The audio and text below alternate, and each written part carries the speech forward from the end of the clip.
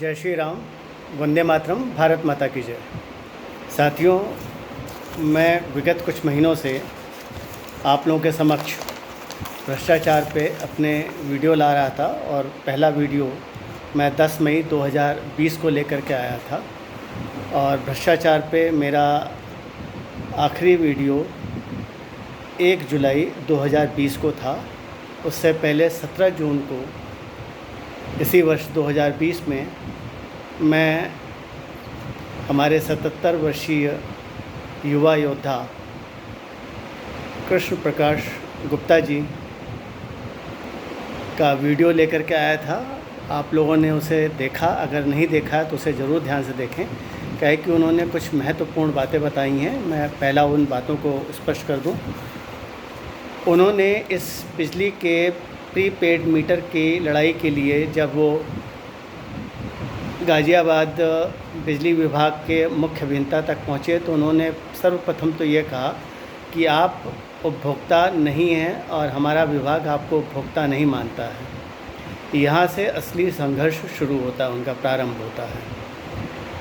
सबसे पहले उन्होंने यह अपनी स्थिति स्पष्ट करने के लिए वो उपभोक्ता हैं, वो उपभोक्ता संरक्षण में गए। वहाँ पे उनके पक्ष में निर्णय दिया गया कि हाँ, आप उपभोक्ता हैं और आप अपने इस केस को लड़ सकते हैं।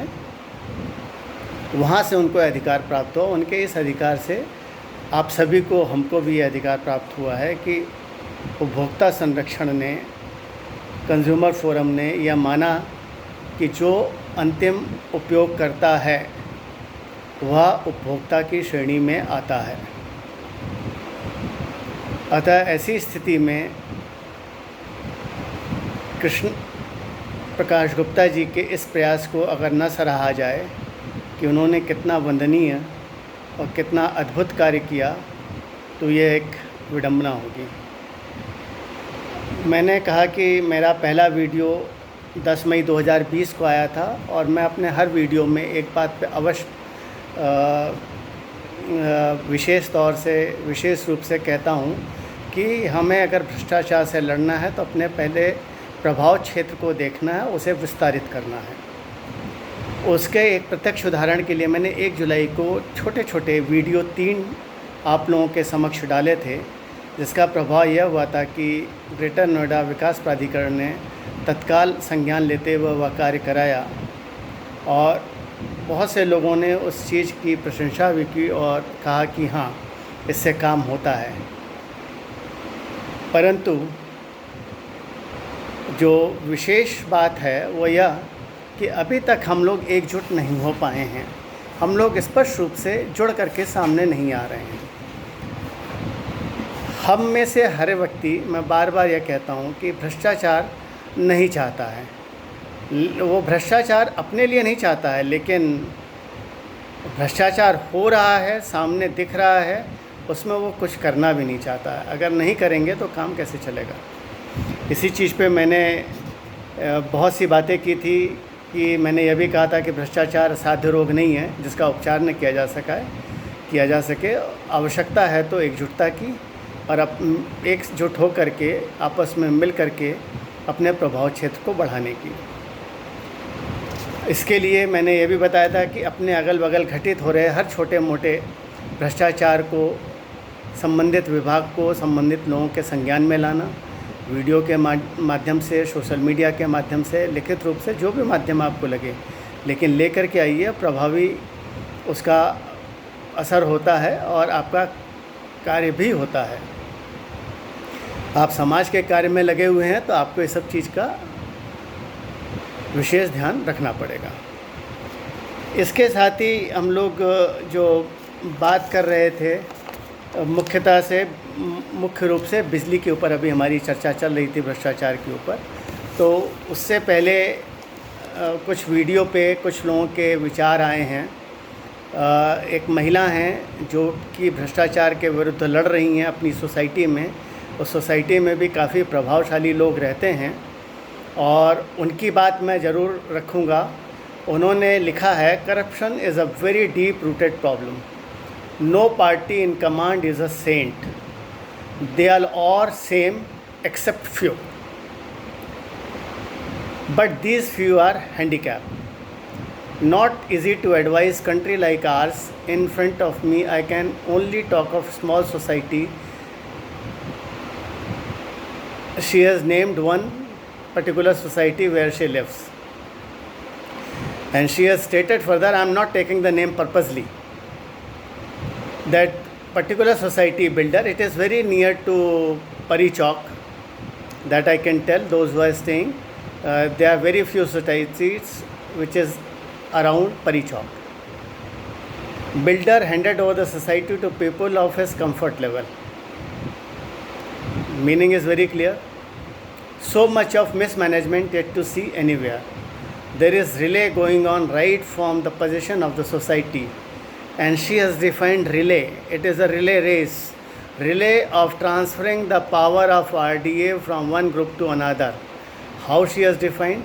Relay means management is handed over from one comfort zone to another. Very beautifully defined.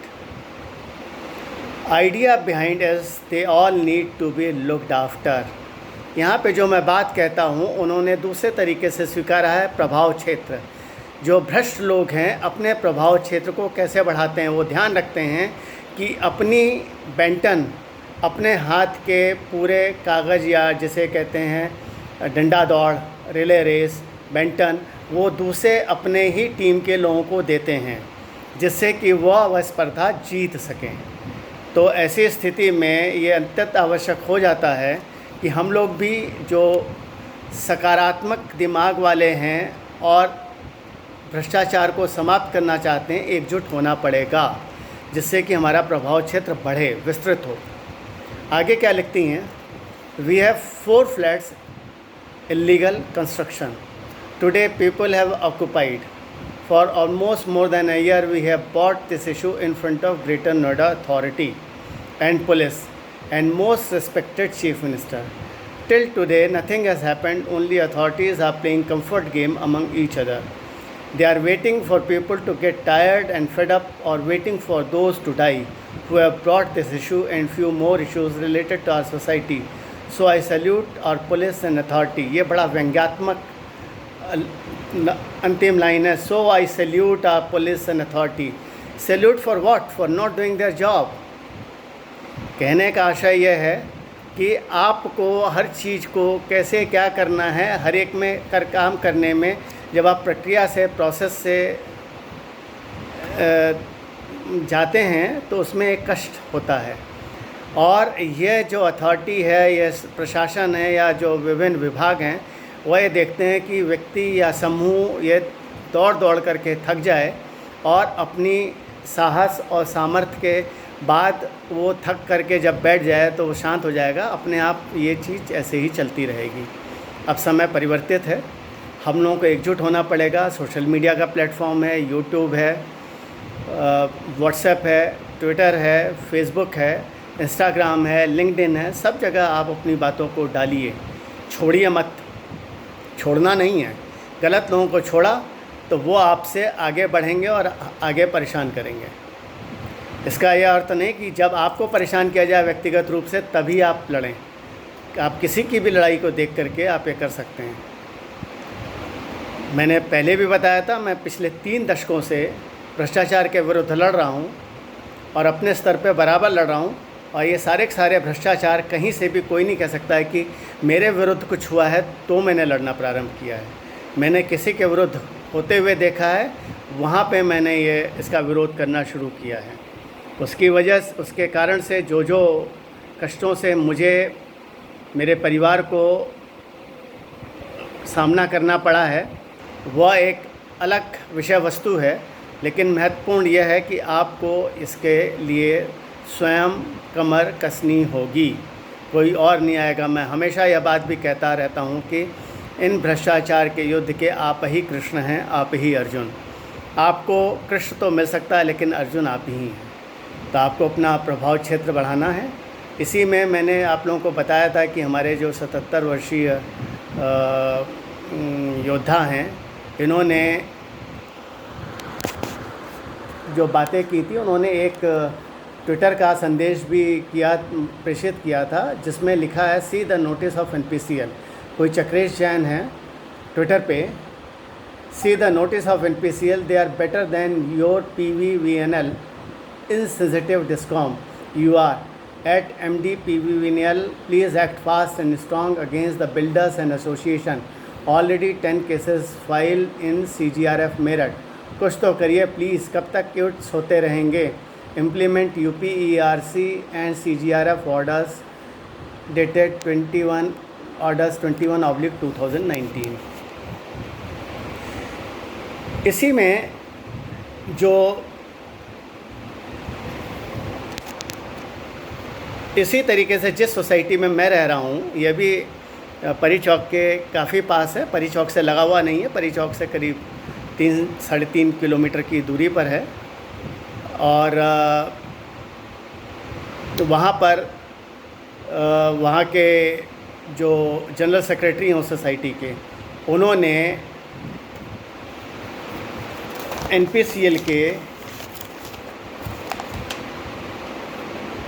8 दिसंबर 2017 के आदेश के तहत 29 दिसंबर 2017 को एक सर्कुलर निकाला था नोटिस बोर्ड पर और सबको घर पे भिजवाया था, जिसकी प्रति मुझे भी मिल गई थी। बोर्ड से मैंने उसकी फ़ोटो ले ली थी। उसमें जो उन्होंने फार्मूला दिया है उसकी कॉपी उन्होंने बिजली विभाग को भेजी या नहीं भेजी, RWA के उस समय के उन जनरल सेक्रेटरी ने, पता नहीं। लेकिन एक महिला यहाँ पे हैं जो इसके विरुद्ध इस मामले को CGRF में NPCL के लेकर के गई हुई हैं और काफ़ी समय से चल रहा है। कहने का आशय है कि लोग लड़ रहे हैं, भ्रष्टाचार के विरुद्ध अपनी बातें रख रहे हैं, आवश्यकता है तो आपस में जुड़ने की। यहाँ पे जो महत्वपूर्ण बात है जो मैं आप लोगों को बताना चाहता हूँ कि ये जो NPCL का लेटर दिनांक 8 दिसंबर 2017 को आया है, यह लेटर आपका UP electricity regulatory commission, Uttar Pradesh विद्युत नियामक आयोग के आदेश क्रमांक 30/11/2017 को जो दिया गया था, जिसमें न्यू रिटेल टैरिफ जो कि 9/12/2017 से प्रभावी होना था, उसके तहत दिया गया था। और उसमें बहुत सारी चीज़ें बताई गई थी जो मैं बताना चाहता हूँ। मुख्य चीज़ इसमें इन्होंने इस आदेश के जो है बिंदु नंबर 2 में जो लिखा है, मैं वर्बेटिम पढ़ूँगा। You can charge not more than 5% additional charge on the above specified rate from the consumer apart from other applicable charges such as regulatory surcharge, penalty, rebate and electricity duty on actual basis. Also ensure that the 5% maximum ceiling additional charge shall be towards facilitating supply of electricity to the individual members to recover your expenses towards supply of electricity, distribution loss, electrical maintenance in your supply area, billing, accounting and audit etc. अब ये RWA के तहत ये जो मुद्दा है, जो electricity regulatory commission ने जो ऑर्डर दिया उसके तहत ये बिंदु है, इस बिंदु का कितना दुरुपयोग हो रहा है इस पे ज़रा ध्यान दीजिए। मैं एक एक चीज़ बोल रहा हूँ। Your expenses towards supply of electricity, बिजली के वितरण में इनके खर्च क्या हैं। डिस्ट्रीब्यूशन लॉस, इनका डिस्ट्रीब्यूशन में लॉस कहाँ पे हो रहा है, किस तरीके से उसको नाप रहे हैं। Electrical maintenance in your supply area, आप विद्युत के सुधार का कार्य कर रहे हैं तो क्या किसी और आदेश के तहत उसका आप भुगतान तो नहीं कर रहे हैं, या वो जो बिजली के सुधार के लिए लोग रखे गए हैं वह उसी भुगतान के अंतर्गत उनका पैसा दिया जा रहा है। कहीं ऐसा तो नहीं कि आपके पास से 2 बार ये पैसा लिया जा रहा है। एक तो इन लोगों को जो कार्य बिजली सुधारने वाले व्यक्ति अंदर रखे हुए हैं सप्लाई को रखने के लिए, उसके लिए और बाकी अन्य कार्यों के लिए, सब मिला करके लिखा हुआ है। ये अगर अलग लिया जा रहा है तो ये माइनस करना है। और यहाँ पे वहाँ पे लिया जा रहा है तो यहाँ माइनस करना है, और यहाँ पे लिया जा रहा है तो वहाँ माइनस करना है, दोनों जगह लिया जा रहा है, तो ये भ्रष्टाचार है। बिलिंग, अकाउंटिंग एंड ऑडिट, ये सारी की सारी चीज़ें, इस काम को जो भी देख रहा है, इसमें जो भी खर्चा आ रहा है, इस 5% में है। लेकिन क्या इसका पालन हो रहा है? हमारी ही सोसाइटी के लोगों को शायद इसका ज्ञान नहीं है। मैं इसलिए बता रहा हूँ क्या है कि वो लोग अगर देखते हैं इसे तो वो समझें। इसमें यह भी लिखा है,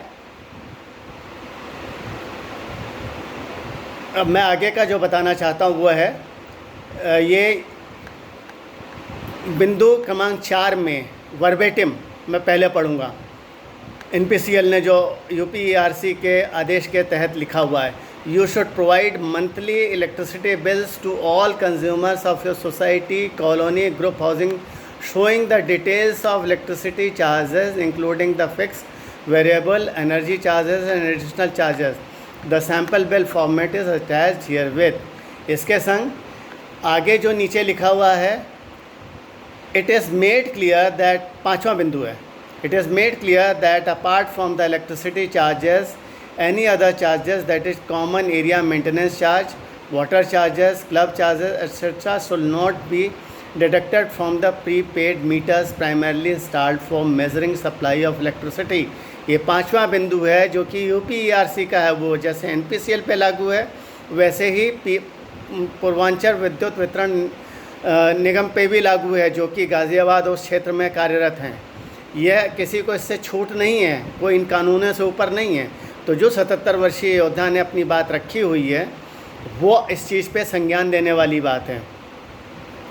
उसी में छठे बिंदु में लिखा है, you shall not disconnect the supply of electricity of your consumers on the pretext of defaults in payments related to other charges except for the electricity dues regarding the electricity consumed by your consumers and electricity charges for lift, water lifting pumps, street lights if any, corridor, campus lighting and other common facilities. बड़ा स्पष्ट लिखा हुआ है कि maintenance और इन सब के pretext पे आप बिजली के सप्लाई आपूर्ति को बाधित नहीं कर सकते हैं। 7वां point, ensure that a copy of each month's electricity bills issued by NPCL is put up on notice board of the society, colony, group housing so that the end consumers, word है end consumers, residents are aware of timely payments of the money paid by them towards electricity bills.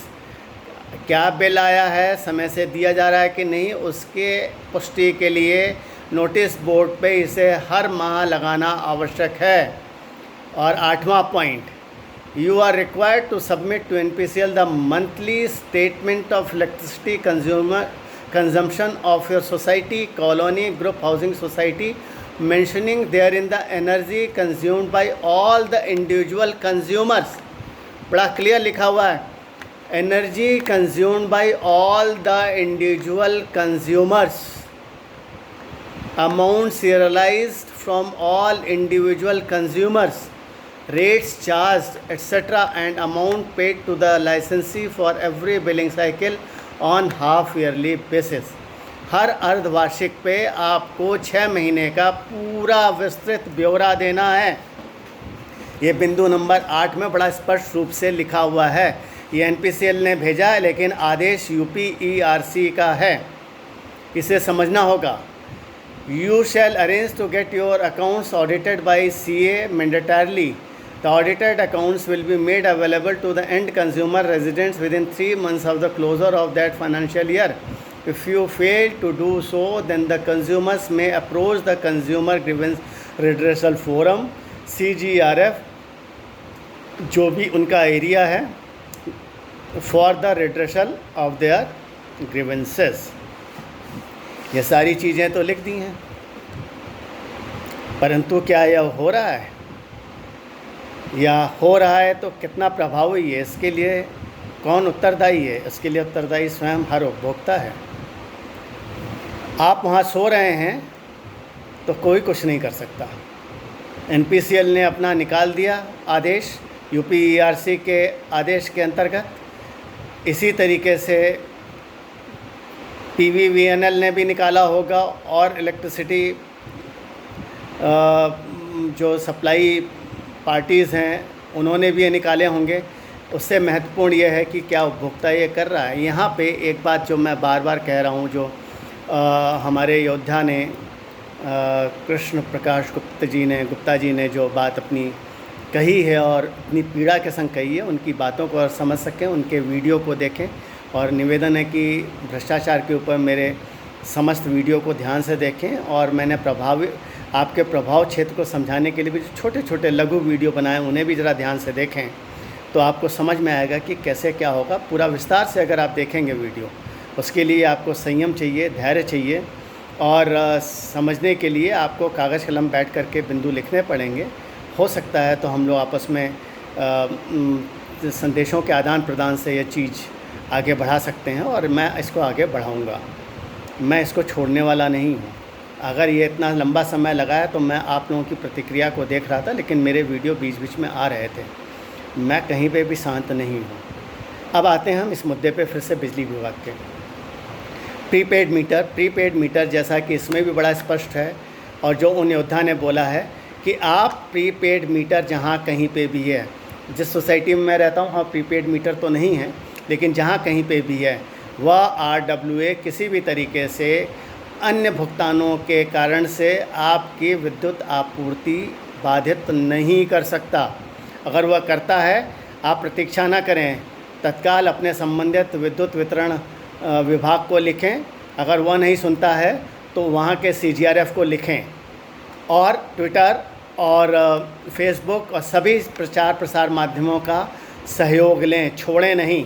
छोड़ देंगे तो यह लोग इस तरीके से आगे बढ़ते रहेंगे और कष्ट होता रहेगा। आप कहेंगे कहीं कुछ होता नहीं, अरे होता है, क्यों नहीं होता। आप उस चीज़ को सही से लीजिए।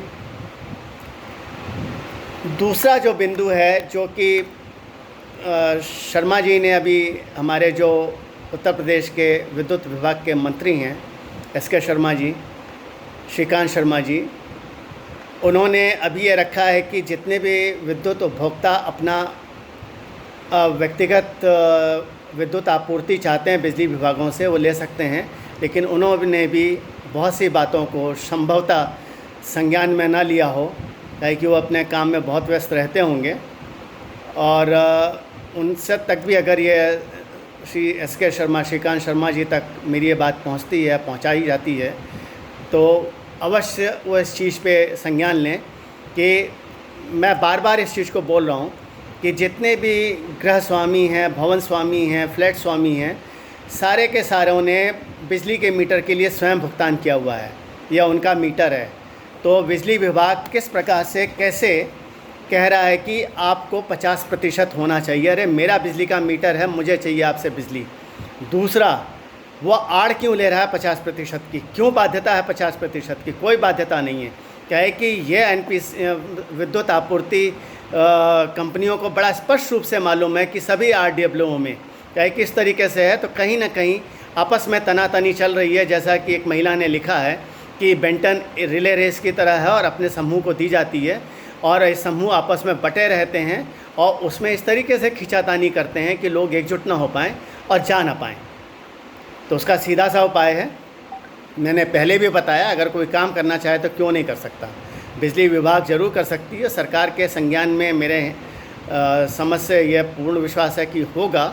अगर वो चाहे तो यह कार्य तत्काल हो सकता है, क्योंकि जो कि बिजली मीटर एकल बिंदु पर आ रही है ग्रुप हाउसिंग में या बिल्डर्स एरिया में, ऐसी स्थितियों में वो सब एकल बिंदु जो सप्लाई आ रही है, वो NPCL अपने आधिपत्य में ले ले उस मीटर को, मेन को, उस सप्लाई जोन को, और वहाँ से वो कितनी वहाँ पे बिजली आई, कितनी जा रही है, उसके हिसाब से इंडिविजुअल मीटर बनाने के बाद जो बिजली का डिफरेंस आता है बिल का, वह कॉमन एरिया की बिजली के रूप में एक अलग से बिल जनरेट कर सकती है, उत्पन्न कर सकती है। उसको व्यक्तिगत रूप से अपने बिल बनाने हैं, और जो दोनों के मध्य में अंतर आ रहा है वह कॉमन एरिया का जो इलेक्ट्रिसिटी का हो, मतलब लिफ्ट का हो गया, पानी का हो गया, और आपके क्या कहते हैं कॉमन एरिया में बिजली जो जल रही है उसका हो गया, इन सब के खर्चे उसमें अपने आप समावेश हो गए। और जहाँ तक कॉमन एरिया में भी है बिजली विभाग, वहाँ पे भी हर एक के उपयोग के अलग अलग मीटर लगा दें तो वो ज़्यादा बेहतर होगा। जैसे हर ब्लॉक के लिफ्ट के अलग, हर ब्लॉक के बिजली के कॉमन एरिया के अलग और मेन कॉमन एरिया का अलग, और रिक्रिएशन एरिया या क्या कहते हैं फैसिलिटी एरिया, या यूँ कहिए कि जो मल्टी यूज़ एरिया है, जो कि जहाँ पे शॉपिंग कॉम्प्लेक्स या रिक्रिएशन रूम्स वगैरह बने हुए वहाँ के, और हर कमरे में जो जहाँ कहीं कमरे बनाए गए हैं उनमें क्या विद्युत आपूर्ति हो रही है, सबके मीटर अलग हों, जिससे कि पता लग सके कि कहाँ कितना खर्च हो रहा है, कैसे दिया जा रहा है। लेकिन क्या यह कर पाएगा बिजली विभाग? विद्युत आपूर्ति नहीं करेगा, क्योंकि उसमें उनका एक निहित स्वार्थ है। क्या स्वार्थ है ये बेहतर समझते हैं, और अगर स्वार्थ नहीं है तो यह काम वो तत्काल कर सकते हैं। उस बिंदु को भी मैं लेकर के आऊँगा, क्या संभावित स्वार्थ हैं और क्या नहीं हैं। आप लोग मेरे अगले वीडियो की प्रतीक्षा करें। इसके साथ ही एक महत्वपूर्ण बात जो हमारे 77 वर्षीय योद्धा ने कृष्ण प्रकाश गुप्ता जी ने जो बताई कि उनको तकलीफ़ हुई कानूनी विधिक प्रक्रिया में। कानूनी विधिक प्रक्रिया में भी मैं अपना वीडियो ला रहा हूँ। पहले भी बताया कि कैसे इसमें सुधार लाया जा सकता है और हमें कहाँ कहाँ किस किस तरीके से प्रयास करने हैं, कहाँ कहाँ एकजुटता दिखानी है, बहुत आवश्यक है। और जब तक हम यह प्रयास नहीं करेंगे तब तक सुधार नहीं आएगा। क्या है कि सुधार हमारे हाथ में है। यह नियम कानून बनाने से कुछ नहीं होता है। नियम कानून बनने के बाद सुधार के लिए प्रयास और प्रयत्न हमें करने होंगे। बिजली विभाग विद्युत आपूर्ति प्रदान करता और आपके शासन प्रशासन न्यायपालिकाएं, यह सब हमारी सुविधाओं के लिए हैं, हमें परेशान करने के लिए नहीं है। हम ये चीज़ अगर ध्यान रखें, संज्ञान में रखें तो हमारे काम सहज और सरल हो जाएंगे। इनका चयन हमारे जीवन को सामान्य बनाने के लिए है, हमें परेशान करने के लिए नहीं। और हमारी भी यही भावना होनी चाहिए और हमें उसी भावना से आगे बढ़ना चाहिए। मेरे अगले वीडियो की प्रतीक्षा करें। आप लोगों के प्रतिक्रिया की, संदेशों की, सुझावों की प्रतीक्षा करता हुआ मैं अरविंद तिवारी आप सभी को भारत माता की जय, वंदे मातरम, जय श्री राम।